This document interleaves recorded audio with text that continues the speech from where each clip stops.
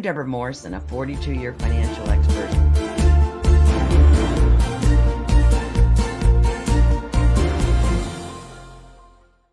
Welcome to the We Can Do It Women movement, where women 50 and wiser step into the spotlight and make the rest of their lives the best of their lives. I'm your host, Debra Morrison, a wealth building expert and champion for extraordinary women just like you. For over 47 years, I've helped women secure their financial futures, and now I'm on a mission to ignite a revolution. Yep, showing the world that at 50, 60, 70, and beyond, some of us might be a nickel slower, yet we're all just getting started. And our esteemed guest today comes to us from the forests on the Oregon coast, Sue Fagalde Lick. She's a former newspaper reporter and editor who left a journalism career in Silicon Valley in her 40s, later earned a Master of Fine Arts in creative writing. She has a Portuguese, Azorean, I probably should have asked you if that's how you pronounce it, we'll get to that, heritage, and often identifies herself as a writer, musician, and dog mom based in South Beach on the Oregon coast. She's a prolific author of 16 published books, a blog, a poetry series, and she's now working on her fourth book in a novel series. Sue, welcome to the show. Thank you. Thank you for having me. You bet. It's a pleasure indeed. And I want to get right into all of your genius because there's plenty of it. And I want our people to be knowledgeable about you. You said to me, you escaped Silicon Valley. That's kind of a curious thing. And now you live in the Oregon coast. Talk to me about the escape of Silicon Valley. Obviously, that was kind of a fun statement. Well, if you've been there, you know the traffic is horrendous. Everything is very crowded. The cost of living is outrageous. You know, I grew up in San Jose and spent most of my life there until my 40s. But we had vacationed in Oregon, my husband and I, and we came to a point where he was trying to do the bills and he was working, I was working. We had separate side gigs and we still weren't quite making it. I said, is it time to go to Oregon? And he said, yeah, let's do it. Nice. The house sold in one day. And suddenly we were scrambling. Oh, yeah, that's how it happens. So that's amazing. I want to get right into your writing career. There's so much in your early years. You grew up in San Jose in the 50s and 60s, part of a large Portuguese American extended family, roots tracing back to the Azores Island. Is that correct? How you pronounce it? Azores. Azores Islands. I knew I should have asked you. Sorry. Especially Pico, and now you pronounce the second one, Fayale? Fayal.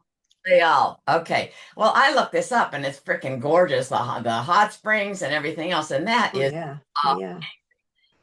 and yet, your parents, like I read that they deliberately raised you and your brother to be all American. So you didn't really grow up with so much Portuguese heritage or fully understanding that. And you had to kind of dig through it and reclaim it later in life. Talk to us about that. That's true. We really didn't. And there were multiple generations of Portuguese Americans. There was a large group, like my great grandparents, who came in the late 1800s and early 1900s, and then there was another group that came sort of mid 20th century, and in between, for a lot of reasons, immigration restrictions and whatever, there weren't so many. So Yes. Mine were the earlier group, but yeah, it was totally be all American, and I knew. We ate linguiça on Christmas Eve. We told Portuguese jokes, there were some things, but I didn't know that much about it until I had an opportunity to write a book called The Iberian Americans, which was about Portuguese, Spanish, and Basque Americans. And I have part heritage of all of those. And I didn't know much of anything. I basically went in the phone book and started looking up everything that started with the word Portuguese and started calling people and doing interviews, and managed to get enough for that book, which was for junior high and high school students. So it wasn't a real long book. Uh-huh. But then there was nothing about the women that drove me crazy. I could really feel myself. I could feel this line of women that I inherited a lot of things from those other Portuguese women. And that inspired me to start researching. And I did Stories Grandma Never Told and did a lot of research. And I inserted myself into the community. I joined something called the Cabrillo Cultural Center and became their secretary and their newsletter editor, of course. And, of course, but, there's so much. I had never been to what they call a festa, which is it's like a fiesta, but it's festa in Portuguese, which has, parades and banquets and all kinds of things. It's huge, and they have it in every Portuguese community. I've never been to one. My mother spoke about going to them with her grandparents, but so much of it I didn't know. I had to learn, through, and this was pre-internet. So Of course. libraries and interviews and a lot of traveling and talking to people. Wow. Learned a lot. I should say so. So you describe yourself as slightly more than half Portuguese, and the rest a mixture of Spanish, Basque, French, German, Scottish. I mean, you say reflecting a typical mid-century California hybrid upbringing. That's pretty rich. So I think so. And of course, ancestry.com keeps updating my DNA and changing the percentages. I got you covered there. That's funny. So you report being a writer since you were old enough to form letters, and yet your childhood writing was treated kind of by your mom as a hobby. I think she kind of just like thought you would just be a housewife and you wouldn't pursue a literary career. And when did she begin to start taking you as a writer seriously, or did she ever and you just did it anyway? Not until I was really in my 40s. I did have a step grandmother who dabbled in writing, and she did support me and kept feeding me books and early copies of Writer's Digest when it was a tiny little thing. I was wanting to read my writing, and she sent me her writing, and I got support there.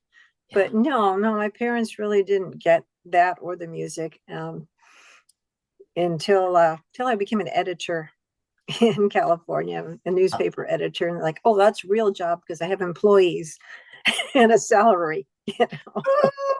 All right, all right, all right. Yeah, not encouraged for girls. Boys, oh boy, you've really been a feminist in so many regards, and I applaud you on it. So you talk about the bittersweet longing you imagine that your Azorean ancestors felt leaving home, quote unquote, and that in-betweenness. And you've had a lot of in-betweenness, Sue. Talk about the displacement of, going back to your childhood and then the all-American upbringing, and yet, then you have to dig through card catalogs to get books to find out your real roots, from a heritage standpoint. Yeah, there was card catalogs back then. Um, yeah, I it was hard enough for me to move to Oregon from California, Yeah, but in those days when they left the Azores, and most of them left for two main reasons, there were no jobs. yeah. Um, if you weren't the eldest son, you weren't going to inherit much of anything.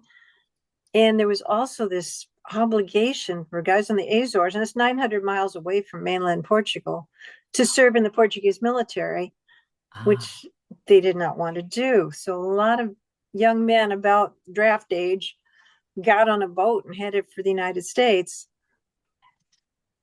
which is, but they couldn't. Many of them were illiterate, so they couldn't write. There was right. certainly no telephone conversation there. I mean, it was just never again to return or to see the family you left behind, which is just amazing that they could do it. Um, Right the, now. they were very much working class people, fishermen on one side and mill workers, carpenters, and things like that. Mm, mm, But mm. my brother is a Superior Court judge now, and I'm an author, and things change. You both did well for yourselves, and congratulations. Yes, you talked about the strive for you to recover that heritage, and you're best known for many books. I mean, 16 published books for the love of Mike. That's amazing. I looked into four of them. Best known for your books about childlessness and family. So, especially Childless by Marriage. That was one of your most prolific books, I think, and most famous books, I think, and related works on choosing or ending up without children. So, talk Mhm. to us about that and the struggles with your mom, probably, and then a bunch of other people around you. Well, I was raised to be like mom, you know, Yeah. cook, clean, do needlework. I was we all sat around and crocheted and embroidered and all that, had a hope chest full of homemade stuff, trained to be a housewife, but thank goodness that's not all I got trained in. I got married at 22, as people do. And my first husband didn't want children, it turned out. Didn't know that going in. He also had some other issues. Anyway, that marriage didn't last, and we divorced. Yeah. And thank God I had a degree in journalism and could work in the newspaper field and sort of make a living. It's not a high paying profession, but yes, but I could take care of myself. But, when we split up, I was 30 and thinking, well, okay. And those days it was like, already getting a little old for having kids, but it was still possible. Yeah. But I was 33 when, I'm not doing my math right. I was 28 when we split up. I was 33 when I married my second husband, Fred, who was considerably older, and he already had 3 children, and he was done with having kids. He did not want to do that again. I think if I came with a child, it would have been all right, but he did not want to go through babies and toddlers and the whole business again. So, and I could have said, okay, no kids, no you. Yes. But I didn't. He was a wonderful man, and we had a terrific relationship. But by marrying him, I lost my last chance to have children. And so now and he died of Alzheimer's, and now it's just me. Wow. And so the stories Grandma Never Told, one of your major books, talk to us about a few of those little highlights of what your grandma never told you. My grandma never told me much of anything about her past. And her generation was like, that's past, that's ancient history. We're never going back. Forget about it. We were poor. That's, mostly what you hear. But I talked to many, many Portuguese women. Probably about half of them have passed away now, but was able to get their stories. But hardship, oh my goodness, and struggling. They don't know the language. They don't know any people. They don't have much money, but they made it work, through family and love and just working hard, and worked their way up. They were so loving.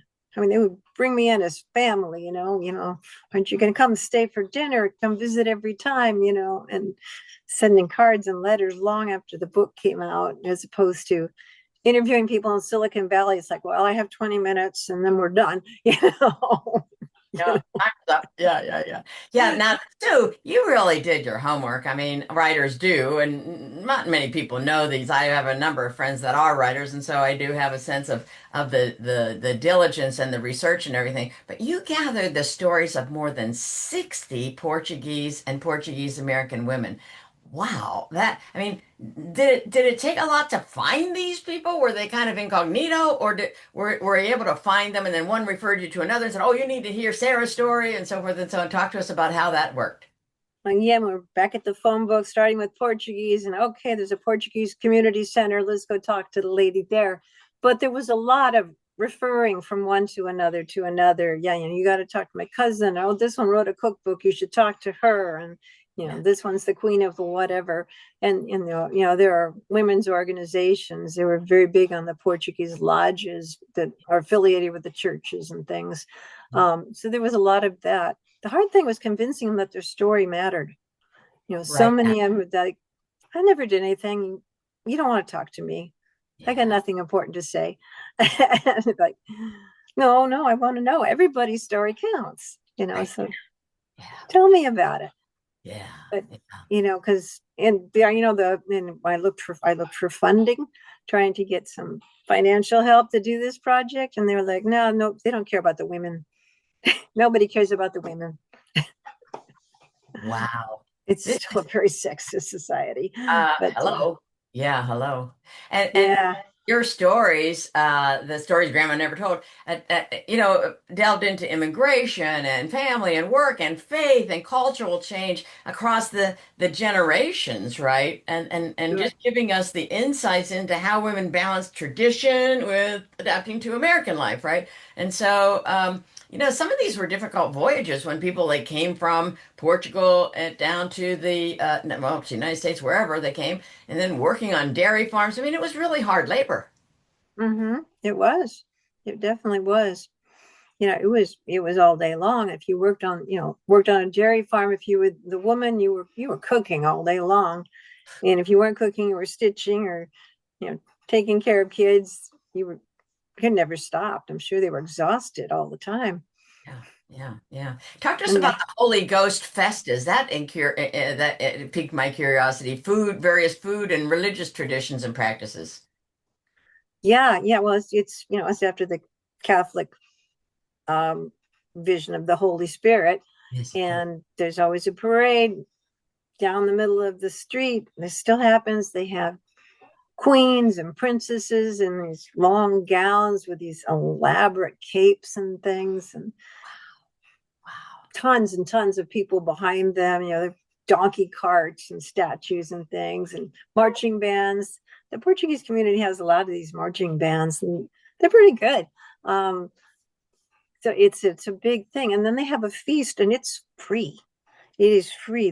It's basically a beef stew that Yeah, they just cook yeah, giant vats of this stuff, beef stew and cabbage and bread, yeah. soupish and bread and stuff. And it's just huge, Yeah. and it's free. And it's pass it Amazing. out to all comers. And it's quite amazing. And they dance and party all night long. Now, is that like on a specific, like the third Sunday or the first Sunday? When is it? Is it every year the same time? It's because they go from community to community. Um, it varies, but it usually starts in spring and summer, which is Okay. really a hot time to be marching in long these gowns and things.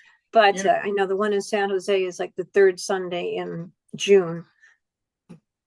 But they're happening all over California Oh, and on the man. East Coast too. Like Massachusetts has a great number of Portuguese Americans.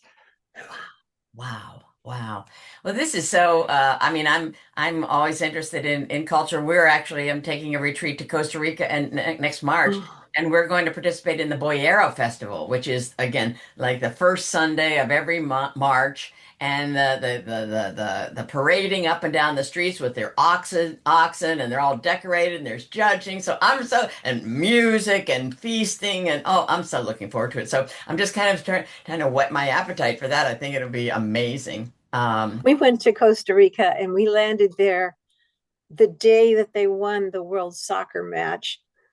It was insane. It was like instant parade everywhere.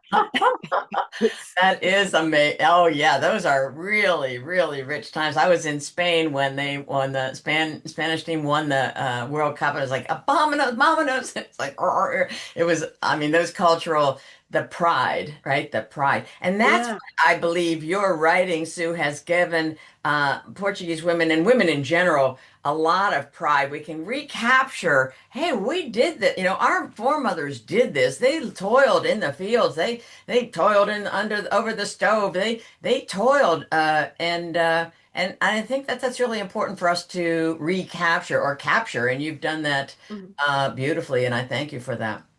Um, Yeah, they have wonderful arts too. Their needlework, their painting, their tile. There a lot of cultural things, the music, you know. Exactly. Now let's talk about that music because you have so much musical talent. You play several instruments, guitar, mandolin, you sing. Maybe I'm missing something. I'm sure I am. I'm trying to find it here in my notes. But what got you interested in the music, or did your parents and grandparents, integrate music into your upbringing? No, I'm pretty self-taught for the most part. I don't know. It was bred into me somehow, and I just could not resist a keyboard or set of strings anywhere. And was always banging on it, as my mother would say. But I didn't have formal lessons as a kid, and not until I was well into adulthood. Um, my grandfather used to sit down and play. He was a foreman of a prune ranch, and he had a piano that had belonged to his boss. It was quite nice, and eventually we inherited it.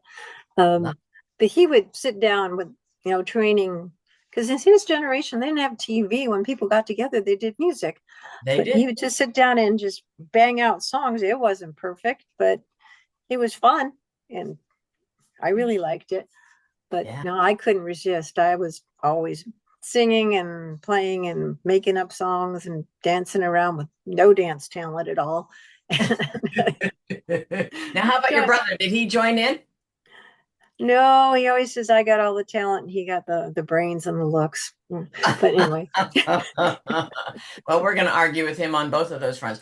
All right. So he's pretty cute. shared them. You shared them. So you have a Substack newsletter entitled "Can I Do It Alone?" in which you Right. share the lessons that you've learned living on your own. We're going to come back to the story of Fred and his illness and your caregiving in a minute, but talk to us about the Substack newsletter "Can I Do It Alone?" and the challenges you face living alone. There's a lot of them, everything from, I just set up my Christmas tree and got a bigger one this year because I wanted one and started these little bitty substitute trees. But that required moving furniture to fit it in by myself, Yeah. which I probably shouldn't be doing, but I did. Yeah. There you go. Yeah. But and kept thinking I should get the neighbors or something, but they're never home, and blah, blah, blah, I'll just do it.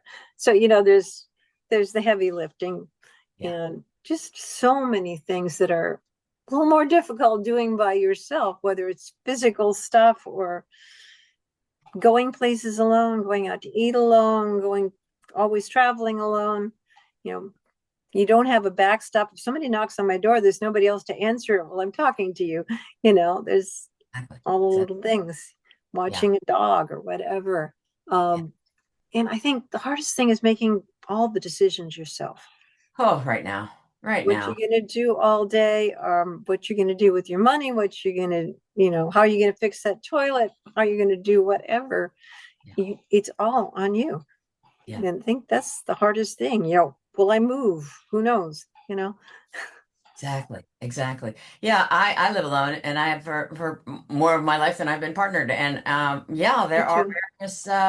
there are various circumstances that you kind of don't think of necessarily until sometimes you're in it and you're like, oh wow, And then somebody will say something like to me from time to time, like, well, why don't you get some help with that? I said, that husband, he just left, 25 years ago without a note or anything. Of course, I never was married.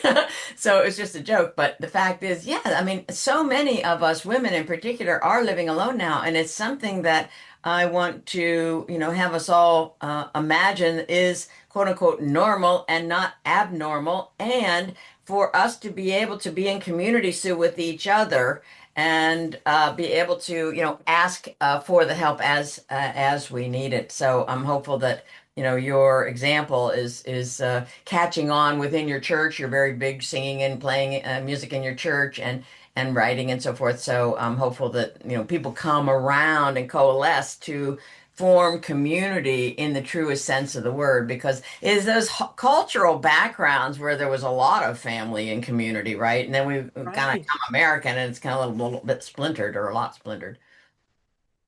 Yeah, it's one of the hardest things I think we're all finding is to ask for help when we need it and to know who we can help ask for help.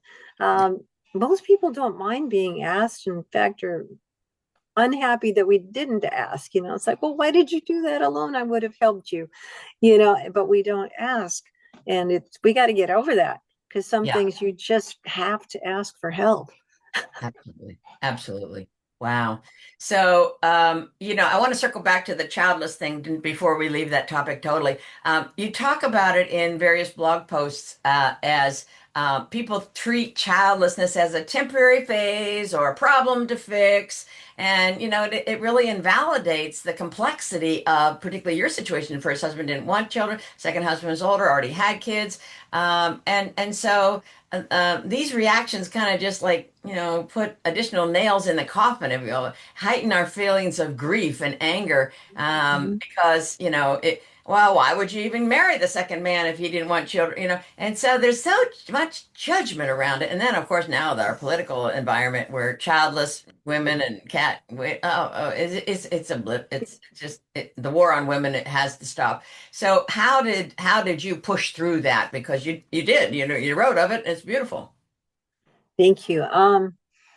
Yeah, it's hard. Yeah, I think it gets easier when you get older and get past menopause, and Mhm. people are no longer suggesting how you can fix this problem. Right. Why don't you just adopt? Well, adoption is not an easy thing at all, and Not it at all. Yeah. may not be what you want. And if you're with a partner who doesn't want kids in the first place, adoption's not an option. Right You now. know, Yeah. just like all the horrors of IVF and all that. Um, or you can get a job and work with kids. Um, no, there's all these things they suggest, and they do imply that it's your fault. You Yes. did this to yourself, so live with it. Tough Yeah. shit, Yeah. and they don't get that you grieve. You still grieve. I still grieve sometimes. Other things, I've had other losses that hurt more at this point, but I still wish I had family. I wish I could have the phone ring and somebody say, "Hey, mom, how are you?" That's Yeah. never going to happen. Yeah. I wish I had somebody to help when I get hurt or sick. Right now. Right you now. know it's Right it's now. not going to be my children. Yeah, there are other people, but it's not going to be my kids. Yeah. I hear you. Well, although more and more families are disjointed now, and not necessarily that's a guarantee either. But I get what you're saying. I mean, I kind Yeah, of have the feeling too. People say to me, "Well, what are you going to do when you're old?" I was like, "Well, I don't know." But and typically, unless you have a girl, unless you have a daughter, the boy child isn't quite as eager to caregive. But let's through talk that. about your caregiving experience because how horrific parts of that had to have been. You wrote a fantastic book called No Way Out of This. You married Fred, your husband, in May 1985, I believe. You were Yeah. married by May 1985. You lived in San Jose before you later moved to the Oregon coast. And Fred, your husband, began showing noticeable symptoms. Talk us through this about Fred's years in terms of the forgetfulness bleeding into something that you couldn't really ignore as absent-mindedness. You couldn't any longer say, this is absent-mindedness. Um, just share with us some of those details as you're comfortable. Yeah, well, he was kind of your absent-minded professor. He didn't, remember names and dates and stuff. I know if he forgot to take his calendar, yeah, or on paper in those days, if he forgot to take his calendar to work with him, he was in trouble because he didn't know what he was supposed to do that day. But we thought, oh, it's just Fred, Yeah, no worries. yeah. But around 2002, he started really showing signs. His mother had died not Mhm. long before, and even before that, we've been having arguments because, like, I told you, don't you care enough to remember what I told you? That's important to me, So that's awkward. But I didn't realize until the night his mother died. She said, I'm having trouble remembering things. And I said, well, your mom just died. You're upset. Of course of course your mind is blown. But I had also been through dementia with my grandfather, which was a horrible experience. And, he didn't know who anybody was at the end. And, I loved him dearly. It was really hard. Uh, and I had written about Alzheimer's quite a bit as going through grandpa's experience. And yeah, it led to several articles. And it's like, oh man, this looks familiar. And started doing research. And it's like, oh, ooh, you know. But it took 2 years to get our doctor to do appropriate testing and acknowledge that it wasn't just that Fred liked his wine. he worked for a winery and he enjoyed wine very much. But it was the real deal. But it took 2 years to get a diagnosis. And people think that, whoops, they've got Alzheimer's, they're gone. But it's a slow progression for most people. It He is. was still mostly there. He was forgetful, yes. He couldn't work the remote control or he'd have trouble on his computer or whatever. But, he was still mostly there for several years. But it got worse and worse and got to the point where, he didn't know his phone number or address and got lost driving the car and kinds of things. And it got much worse when he had to stop driving. That changed a lot of things. Oh, I wanted to ask you about that. Boy, taking the keys away from a person to they can't drive was that just as horrific as it sounds? It was not so bad with Fred. I've heard much worse stories. We were going to an appointment with his neurologist, and I had sent him a list of things that were happening Okay. and said, can you please test him again? And he did test him again. And then he's the one who said, Fred, you have to stop driving. And Fred had driven us to the doctor. Okay. He said, you have to stop driving right now. Wow. And he handed the keys over and let me drive. Once in a while, he would mutter, it's like, I could drive. But I say, no, we went through this. You can't. And he didn't fight it too much. Maybe he frightened himself. There were some times where I think he felt out of control and scared himself. Mhm. But I know a lot of people really struggle. They have to disable the car or tell lies, get rid of the car, Yes.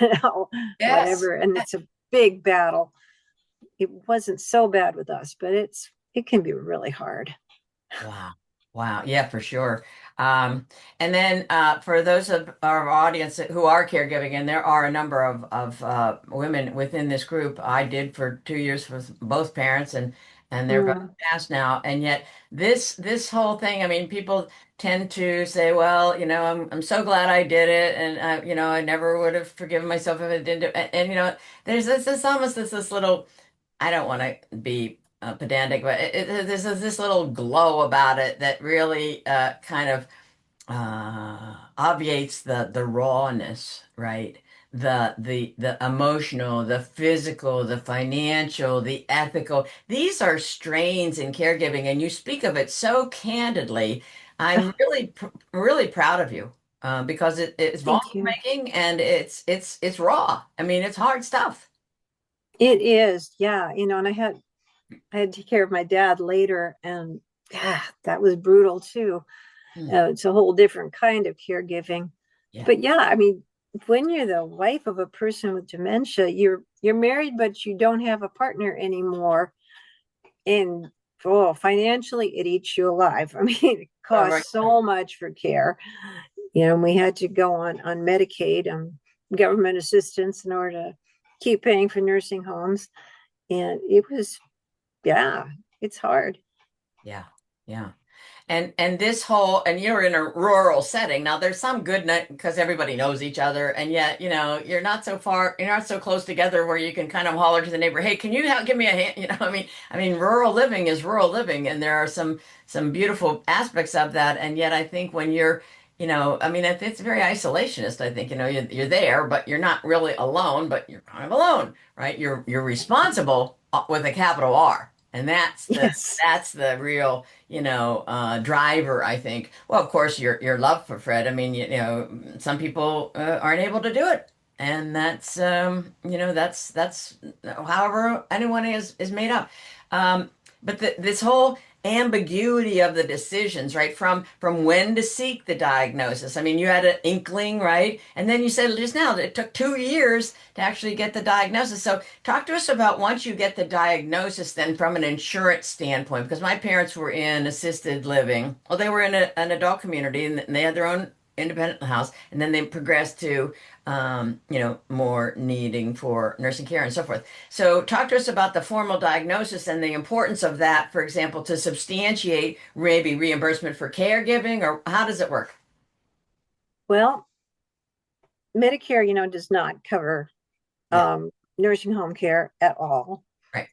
The medical care, yeah, to a certain extent, but not residential care at all, or in-home caregivers not covered at all.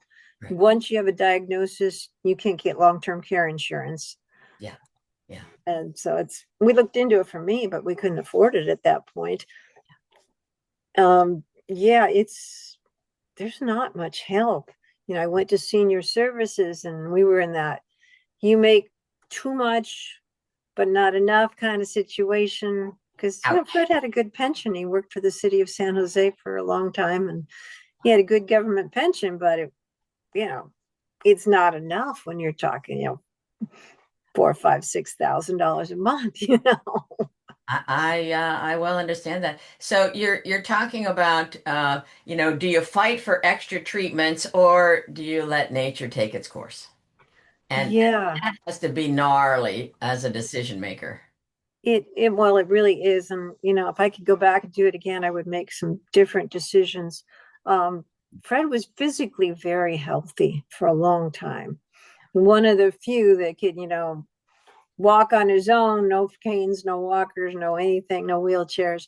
He was very healthy, Yeah. but then he got a problem, and no doctors wanted to deal with it because of his advanced Alzheimer's.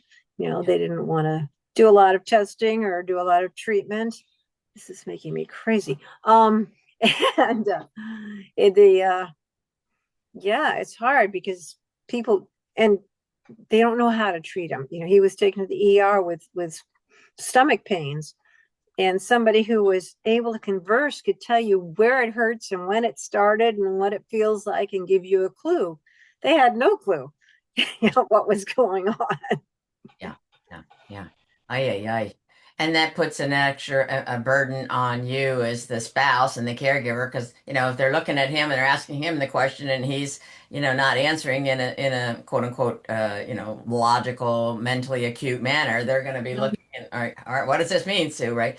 So you really had to be kind of mind reader and really Janie on the spot, right? And And fighter, he went to the hospital several times for similar issues, and they kept sending him back to the care facility.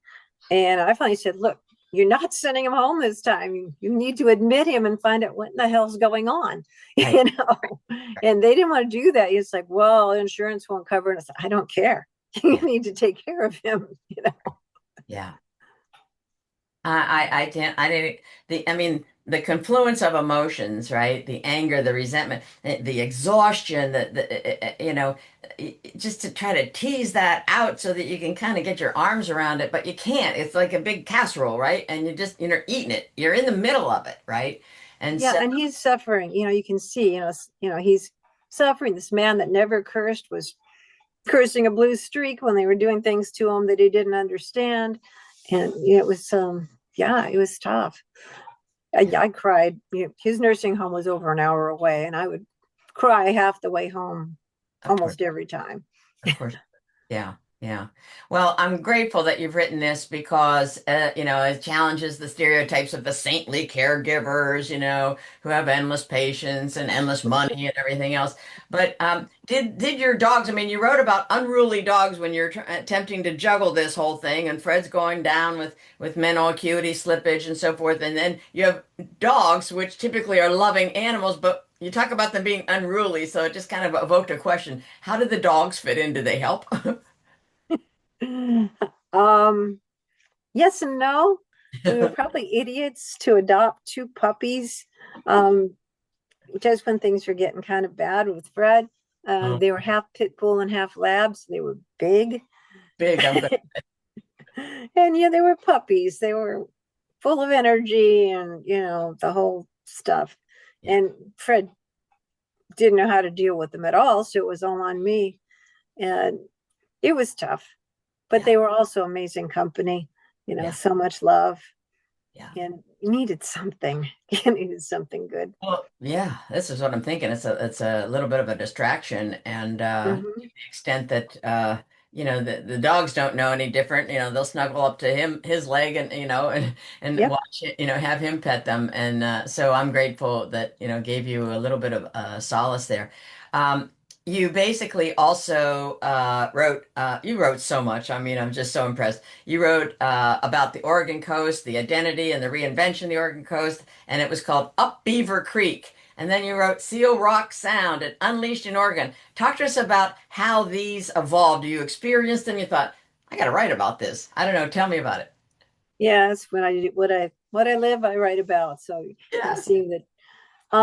Well, Up Beaver Creek was a collection of essays that kind of grew out of my MFA program, basically out of my MFA thesis, but about leaving Silicon Valley and adjusting to life here on the Oregon coast, and so just a bunch of fun essays. Up Beaver Creek is a novel, and I thought it was a one-off. That a young widow who comes west to reinvent herself and become a musician, and she meets all kinds of great people, and things are going pretty well, and then a tsunami hits. Around here they always talk about the possibility of a tsunami, and it actually happens, but they they survive and move on to another, turns out, another book and another book, and now I'm writing the fourth one. Amazing, amazing. That's so rich because one, spawns another and people want to say, well, what happened to so and so, and so you're gonna give us the what happened.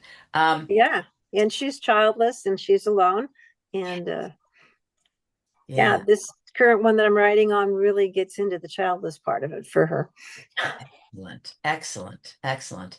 So what some people don't know is, of course, that we've talked about it, you're a multi-instrumental musician. You regularly perform, and you also serve as the music minister at your local Catholic parish. You play guitar, piano, and mandolin. Now I forgot the piano piece. And you enjoy, you say, regular, almost ritual dog walking and outdoor time as one of your less publicized personal hobbies, as well as the music and writing. So you really have a well-rounded repertoire of interests, and it must keep you kind of busy. Yeah, yeah.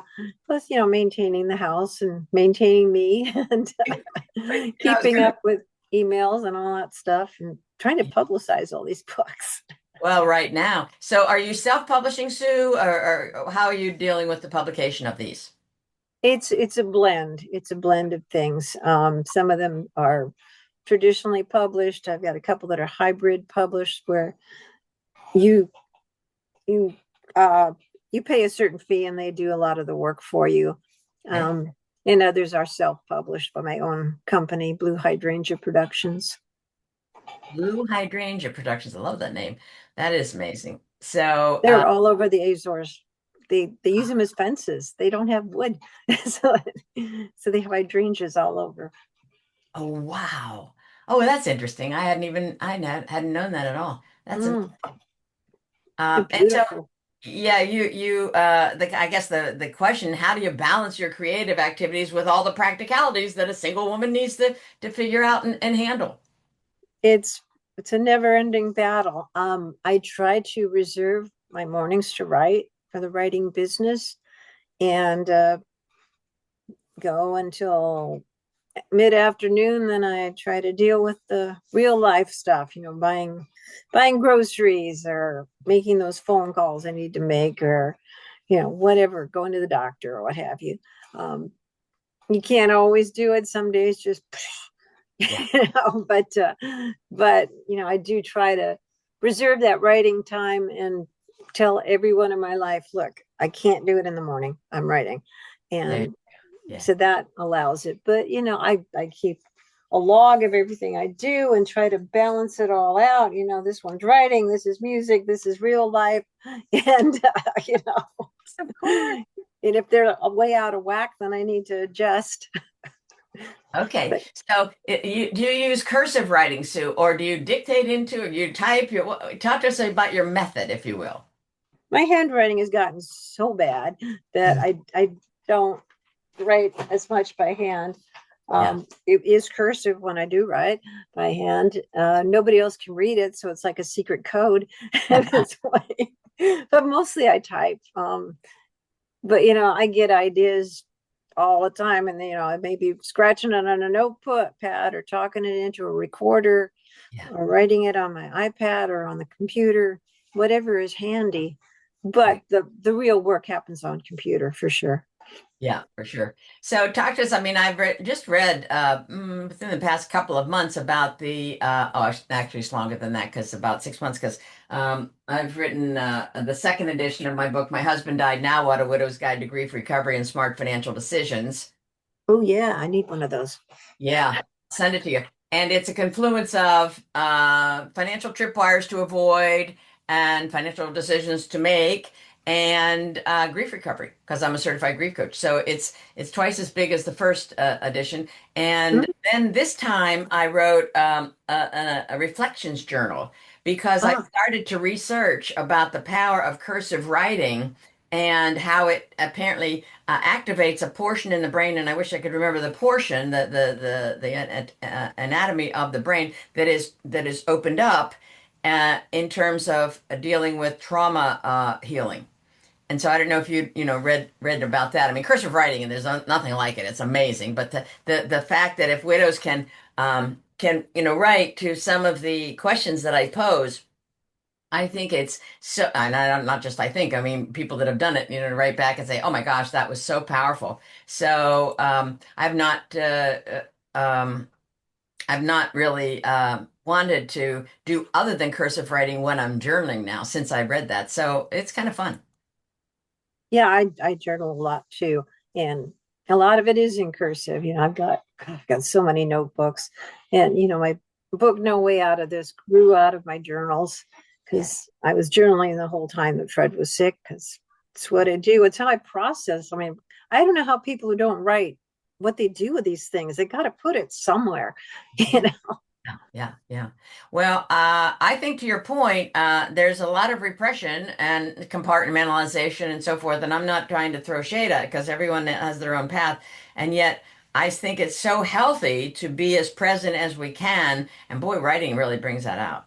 And Mm-hmm. there's nothing like, looking back, because I've coached women through grief for 25 years, and I say, always be writing down your process. And then you look back and say, 6 months ago, I didn't think I was going to do that. And look, I've done, and there's nothing like your own process to prove to you that, yes, you are making progress because it's a little bit like Mm-hmm. Sisyphus, one step forward, maybe a couple steps backwards some days. And I want us to be filled with as much hope as possible when we're dealing with transitions and especially with grief recovery. It Yeah. really exacts so much of us. Talk to us about your poetry books, Gravel Road Ahead and The Widow at the Piano. Those sound amazing. Well, Gravel Road Ahead is the Alzheimer's experience in poetry. Okay. And so it was another way to process those feelings. And in 30 poems, maybe people can't handle a 300-page book, but they can handle 30 poems about it. It's a different way of looking at it. Right now. Um, the Widow at the Piano, that's for fun. Um, as a church music minister, I'm sitting there up front looking at the priest, and people might think I'm really holy up there, and my brain is all over the place and all kinds of very unholy places. So Funny. we talk about those things. It's like wondering what the priest has under the cassock kind of thing. It's like I'm very bad, actually. That's adorable. That's adorable. So now I didn't ask you how to pronounce this, but you talk about in your memoir work, linking your move from California to the Oregon coast with the Portuguese concept of saudade. Saudade, yeah. Saudade. And I saw it defined as a bittersweet longing that you imagine your Azorian ancestors also felt leaving home. And this Mhm. is the feeling of in-betweenness, right? And displacement to go back to our roots and so forth. Do you sometimes feel like you've been in seasons of Saudade because you've been in several transitions? Um, yeah, for sure. Things definitely don't go the way you planned them necessarily. I got my MFA when I was 51 and wanted to teach, and I kind of had to stop that because if I was taking care of my husband. Yeah. I certainly didn't expect to be 700 miles away from my family in Oregon as the only person in my family in the state. Um, I wasn't planning to be here alone, that's for sure. You don't know. And even on my to-do list is getting my funeral and burial stuff organized. Mhm. You know, Sure. you need to get all that stuff sorted out because who's going to do it for you? Plus, I want to do it my way. Um, Well, exactly. I want your poems to be read because why not? yeah, but so it's like, okay, should I be buried here? Should I be buried back in San Jose? It's like, Yeah. so there's still that in betweenness, and I think that's true of everybody who lives someplace other than where they were born. It's like, where's home now? And if you've been married more than once, who do you get buried with, or Oh, with either one of them? And isn't just that the truth? Yeah. Yeah. crazy things. But all the end of life things, as well as the if you get sick or incapacitated things that you have to take care of. You really do need to deal with them as you preach. I know. Um, so those are all in mind, and nobody else is going to jump in and do it. Yeah, yeah, yeah. And plus, you're a proven woman and you're a we can do it woman. That's my, adjective for you. And there's a sense by which you're so skilled, we want you to do that yourself. We want you to send yourself out with whatever it is that's on your heart and mind. And so I trust that you will be about that. And then I also trust that we'll not even need to look at that for a couple more decades at least. So um, let me ask you, what is next on your bucket list and to-do list? Are you going to do some travel? Are you going to take a hiatus? You're still going to write? What are you doing? I've got 3 books that I want to get done. Um, I don't plan to stop until I have to, which, you know, I'm 73 now. I'm thinking at 75, I'm going to take another look at my living situation and see whether that's still viable, or whether I want to go into something where there's more help around. Yeah, yeah, yeah, yeah, But for sure. Well, I I, took yeah, go ahead. I took a big trip this year. It's still this year. Yes, I took a big trip earlier this year, around the Southwest, which was terrific. It was a little difficult doing it by myself, but it was great. And I'd like to go back to New Mexico and spend more time. But I'm not that big a traveler anymore. Fred and I traveled a lot, and I Okay. like where I live. It's a great place to be. So Yeah. it's not so much travel as more writing, more music. I'm doing a lot of music. Maybe record more of my songs. But I try not to have a bucket list because my personality turns it into a to-do list and an obligation.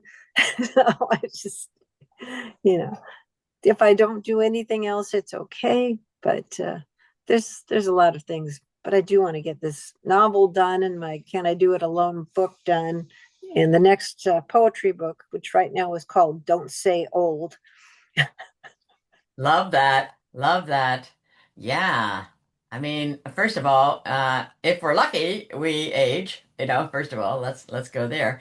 And I so believe that we are, I'm 69, you're 73, we're redefining aging. And the vibrancy with which we're meeting each day and week and month is to be lauded and to be emulated, I think. And so I do think that, well, society has continued to push us to the sides, and so we're really about banding together and saying, "Come on, girls, we can do this," right? And then lending a hand and bringing women back. Sue, tell us how our audience can be in touch with you, please. Well, I have a website at suelick.com, suelick.com. And my Substack is suelick.substack.com. That's where I write about living alone and all different kinds of things. We get into going out to eat alone, how to fix your plumbing, how to put up your Christmas tree, all the different things. Well, I appreciate that. And we'll have those in the show notes so that everyone can copy them. And I appreciate this time that we've been able to spend together. Thank you so very much for carving out time in your busy schedule and postponing the finishing of your novels to tuck this in. I have been richly blessed by hearing your experience, your resolve, and your tenacity. It is really unmatched. And I'm so grateful that you're writing about it. It is rich beyond words. Thank you so much. Thank you. This has been fun. Thank you. Excellent. So thank you for joining us on the We Can Do It Women show. Remember, I see you, I value you, and your greatest chapter is just beginning.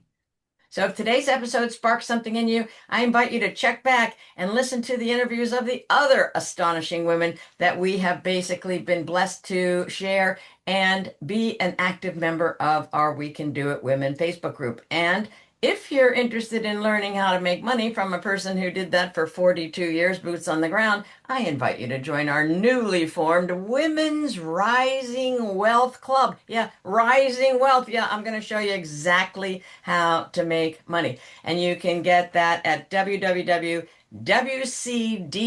which is short for We Can Do It Women, wcdiw.com/club. And we will invite you in for a paltry sum of $47 a month.